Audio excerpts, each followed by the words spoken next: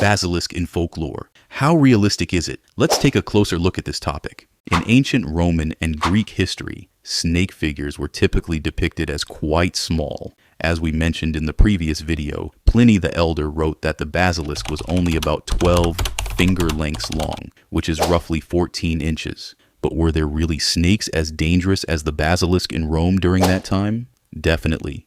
Looking at the local fauna, we see that viper species dominated the region. The nose-horned viper is our first suspect, typically around 20 to 28 inch long. Some can be as short as 12 to 16 inch. This highly venomous snake can be deadly to large creatures like humans, making it a credible contender, but let's set that aside for now. Adder viper could also make the list, but its venom is not deadly enough to humans, which drops its score a bit. Sorry, buddy, you're not making it inside. Now let's consider this. Maybe the snake we're looking for didn't even exist naturally in ancient Rome. The aristocrats of the time often brought exotic animals into their gardens, and sometimes used them for gladiatorial battles, importing them from commercial trade routes. This means that many different species of snakes were present in Rome. That definitely expands our list, but let's move on.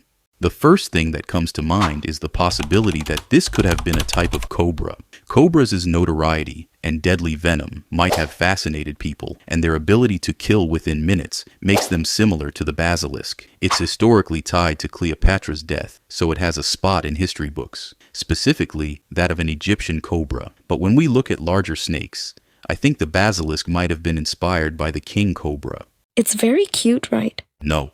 Now, let's talk about the big guys. Many of you, including myself, first encountered the basilisk in the Harry Potter series and became curious about it. The basilisk in the series is almost 50 to 66 feet long. Let's now look at prehistoric reptiles that might match that size. I'm firing up the time machine. No, not this. Okay, here we go. 60 million years ago. And here it is. Titanoboa, the giant snake. Its average length ranges from 43 to 50 feet, but some specimens can reach up to 66 feet. Titanoboa, like many giant snakes, is thought to be non-venomous. And yes, it is. This massive snake killed its prey by constriction, similar to how modern-day anacondas do. So it's highly likely that the basilisk was inspired by a Titanoboa fossil. That's why it makes the list. Our second big contender is Gigantophis garstini. This snake ranged from 30 to 37 feet, though some grew up to 50 feet. While it shares similar size to the basilisk, these snakes didn't live in the area. While Titanoboa lived in the tropical rainforests of Colombia, Gigantophis was found in North Africa, especially Egypt. But here's the thing. As I mentioned in a previous video, the Roman scholar specifically wrote that the basilisk lived in Libya. So if a final member of the Gigantophis species survived and continued to live in Libya, it would further strengthen these rumors. But are there any other prehistoric snakes that could match the smaller depictions of the basilisk? Absolutely.